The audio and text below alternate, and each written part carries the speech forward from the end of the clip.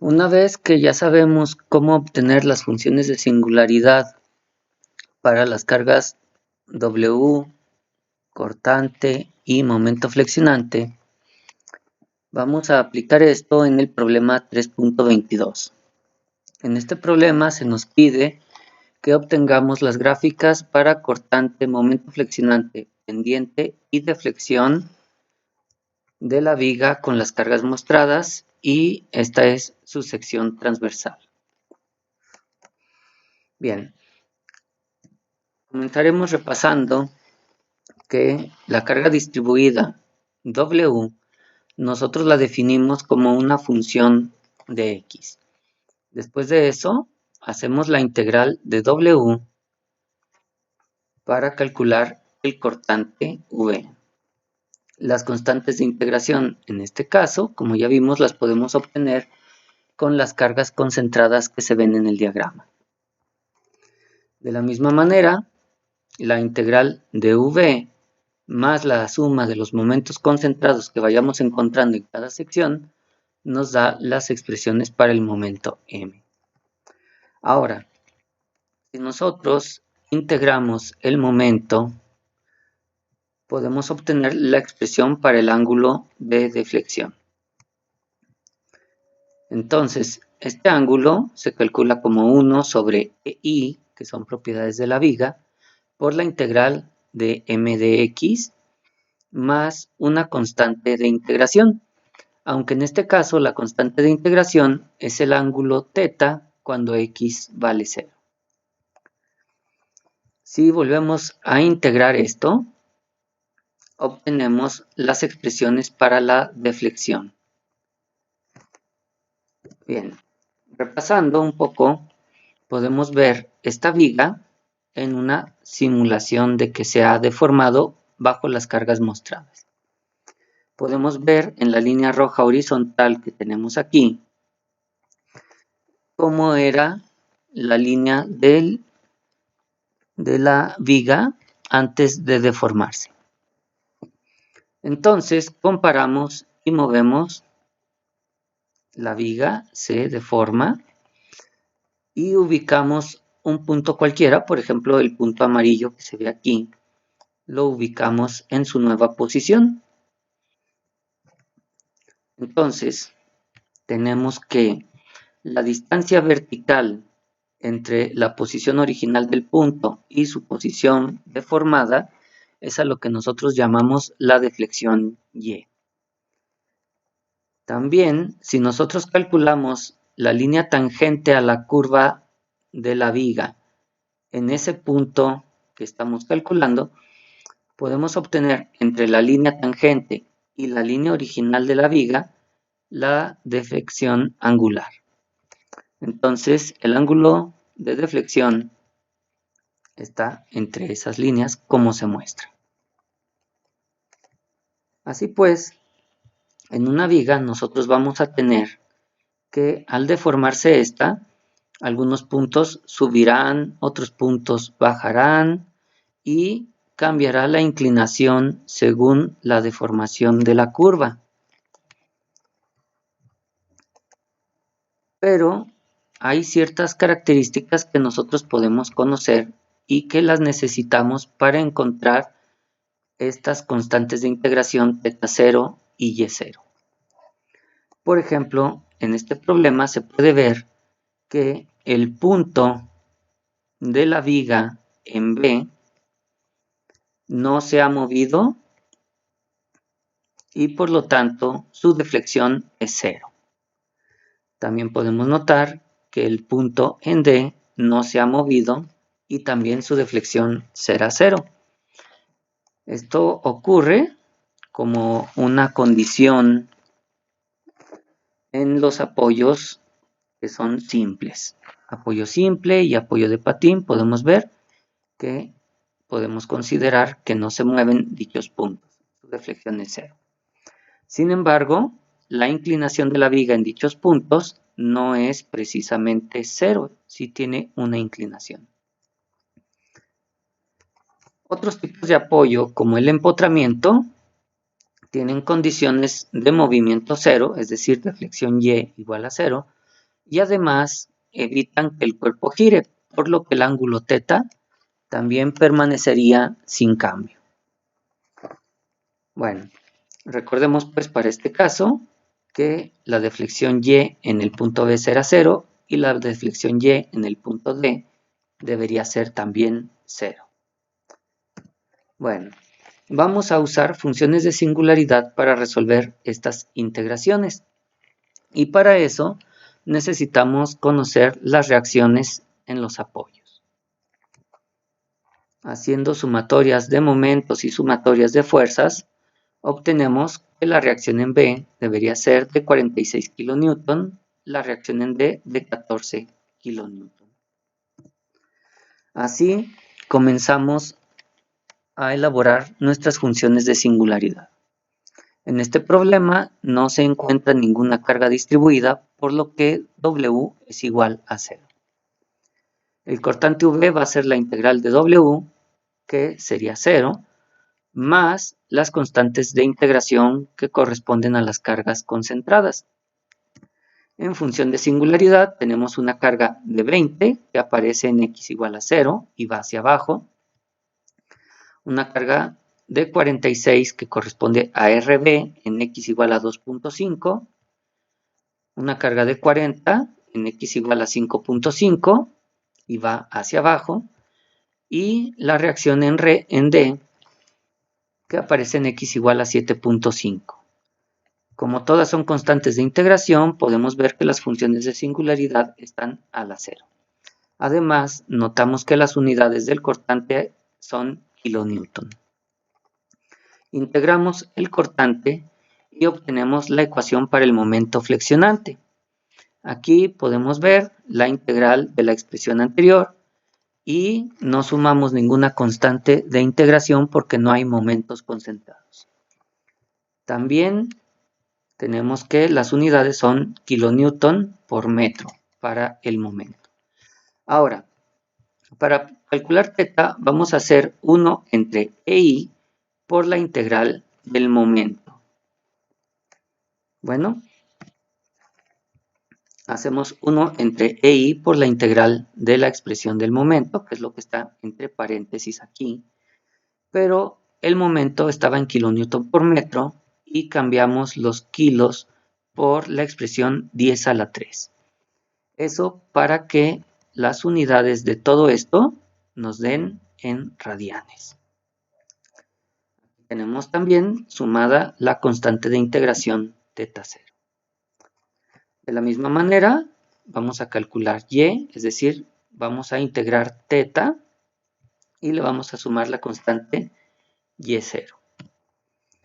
Integrando la expresión de θ respecto de x, obtenemos lo que se muestra aquí y vemos que como θ0 era una constante, su integral es θ0 por x y aquí está sumada la constante y0.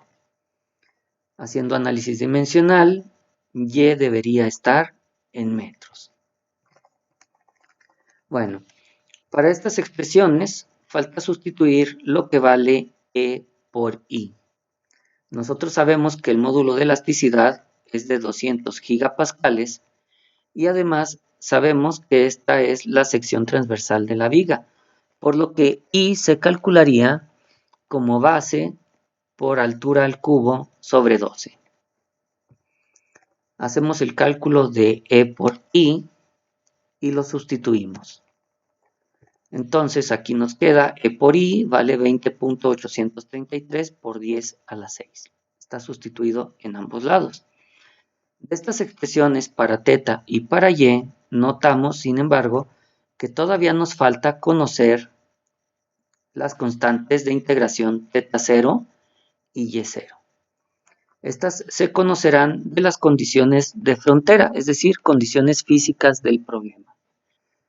Recordemos que habíamos dicho que cuando se deforma esta viga, los puntos en B y en D no se mueven. Por lo tanto, tenemos algunas condiciones ahí.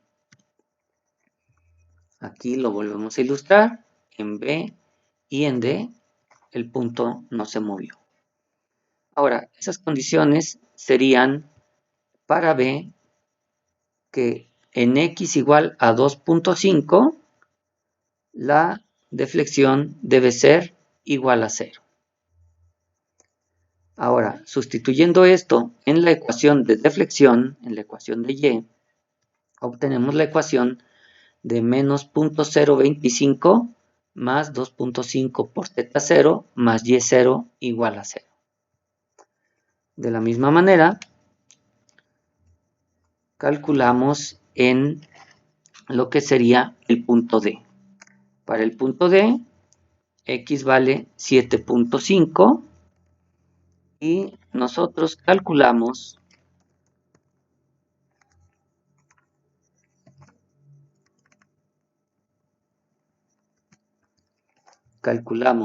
en el punto D que la deflexión también debería ser 0. Eso nos lleva a esta ecuación. Menos 0.02406 más 7.5 por θ0 más y0 igual a 0. Dos condiciones que nos arrojan dos ecuaciones con dos incógnitas. Para conocer las constantes θ0 y y0 necesitamos resolverlas. Ahora, ¿cómo es que se obtuvieron estas ecuaciones? Bueno, de una manera sencilla podríamos decir que sustituimos en la ecuación de y. Es decir, si y vale 0, aquí debería decir 0 es igual a 10 a la 3 entre 20.833 por 10 a la 6 por paréntesis.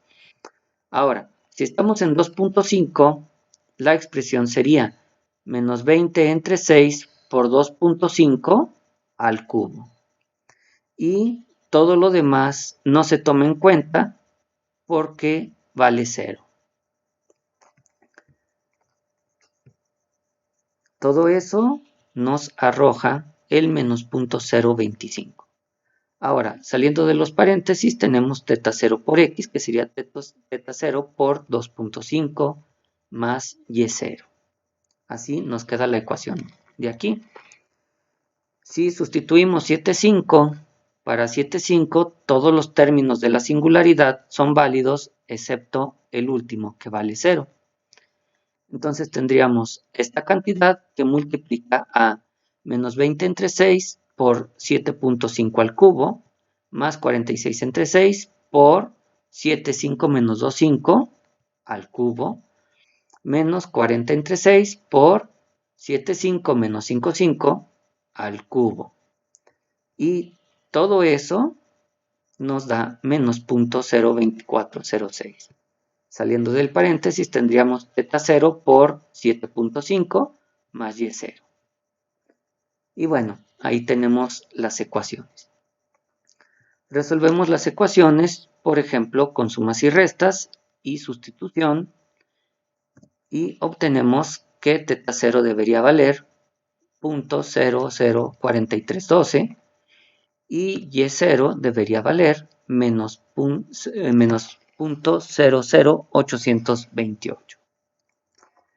Bien, una vez que tenemos las expresiones con todo calculado, podemos implementarlas en la computadora tal y como se hizo en la presentación de cálculos de fuerza distribuida W, cortante y momento flexionante. No se repetirá eso, se puede revisar el video pertinente. Ahora procedemos nada más a ver los resultados. Aquí se pueden observar las curvas de cortante, que es la de naranja. Podemos observar la gráfica del momento flexionante en azul. En rojo, la curva para lo que sería el ángulo de deflexión θ, y la curva en negro para lo que sería la deflexión y. Cabe notar que estas curvas han sido escaladas para que se puedan apreciar. Los valores se han escalado por 10 a la 6. Ahora, si yo quisiera saber cuánto vale el ángulo de deflexión o la deflexión a una cierta distancia x sobre la viga, simplemente tengo que evaluar la función de singularidad sustituyendo el valor de x. Aquí, por ejemplo, para x igual a 0.33, tenemos que el ángulo θ vale 4.259.728 por 10 a la menos 3 radianes. O que la deflexión es de 6.86278992 negativo y está en metros por 10 a la menos 3. Bien, entonces podemos resolver para cualquier punto, conocer el ángulo de deflexión o la deflexión que tendrá la viga. Podemos notar, por ejemplo, en este punto de aquí, que si trazáramos una línea tangente a dicho punto, su pendiente sería positiva y es la que se indica aquí en θ. Recuerden, esto está en radianes y la deflexión está en metros. El problema del problemario, nosotros tenemos que se nos pide calcular en el punto B, por lo que x debería ser 2.5. Y ahí vemos que el ángulo θ debería ser de 1.312 por 10 a la menos 3 radianes, mientras que la deflexión debe ser 0. Ahora, si verificamos en el punto D, también ahí podemos ver que la deflexión es 0 y el ángulo θ puede ser cualquier valor en las vigas con apoyo simple. En este caso es de 1.072 por 10 a la menos 3 radianes. Entonces, recuerden, aquí se implementaron las ecuaciones de θ y y, además de las anteriores que ya habíamos visto en otro video, para graficar, todas con función de singularidad. Y bueno, espero que con eso quede claro cómo podríamos calcular la deflexión y el ángulo de deflexión a partir de funciones de singularidad. Ya sabíamos calcularlas hasta el momento, solamente agregamos que θ es 1 sobre EI por la integral del momento más una constante θ0, que y es la integral de θ más una constante y0. Y que dichas constantes se obtienen de condiciones físicas de los apoyos, donde podríamos saber si cambia o no la deflexión o el ángulo de inclinación. También debe quedarles claro que se tiene que tener aquí unidades homogéneas. Por ejemplo, cambiamos los kilonewtons a newton y E por I está calculado en unidades homogéneas, es decir, por 10 a la 9 newton sobre metro cuadrado para el módulo de elasticidad en lugar de gigapascales, y para ahí calcular el momento de inercia en metros cuartos. Bien, entonces hasta ahí sería este problema.